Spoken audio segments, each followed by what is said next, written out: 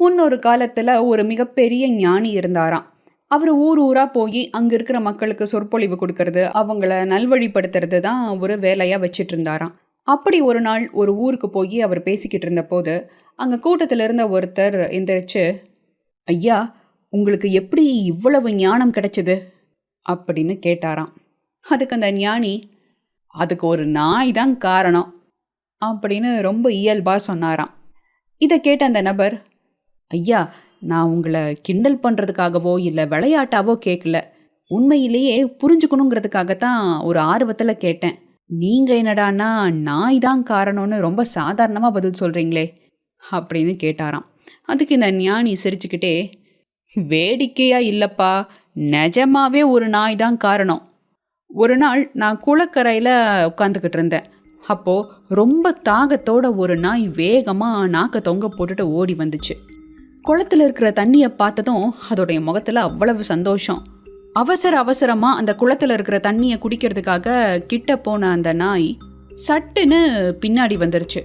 அப்புறம் கண்டபடி குறைக்க ஆரம்பிச்சிருச்சு. அப்புறம் மறுபடியும் அந்த குளத்துல தண்ணி குடிக்கிறதுக்காக போச்சு. மறுபடியும் தண்ணீரை பார்த்து பின்வாங்கி குறைக்க ஆரம்பிச்சுது. கொஞ்ச நேரம் இப்படியே பண்ணிக்கிட்டு இருந்தது. ஒரு கட்டத்துல அதனால தாகத்தை தாங்கிக்கவே முடியல.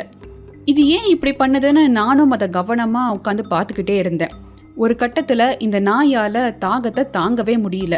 ரொம்ப வேகமாக துணிச்சலாக போய் அந்த குளத்துல இருந்து தண்ணியை குடிக்க ஆரம்பிச்சுது.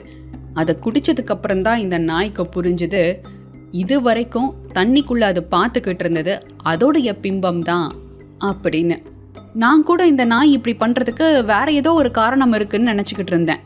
ஆனால் அவ்வளவு நேரம் இந்த நாய் தயங்கி நின்னதும், தண்ணீரை குடிக்காம பின்வாங்கினதும், குறைச்சிக்கிட்டே இருந்ததும் குளத்துல தெரிகிற தன்னுடைய பிம்பத்தை பார்த்து தான். இந்த சம்பவத்தை பார்த்ததுக்கு அப்புறம்தான் எனக்கு ஒரு தெளிவு கிடைச்சது. நான் முன்னேறாம இருக்கிறதுக்கு, நான் வேணுங்கிறத அடைய முடியாம இருக்கிறதுக்கு வேற எந்த புறக்காரணங்களும் இல்லை. அதுக்கு முழுக்க நான் மட்டும்தான் காரணம் அப்படின்னு எனக்கு புரிஞ்சுது. எனக்கு இந்த வாய்ப்பு கிடைக்கல, அதனால நான் வெற்றி பெறலை.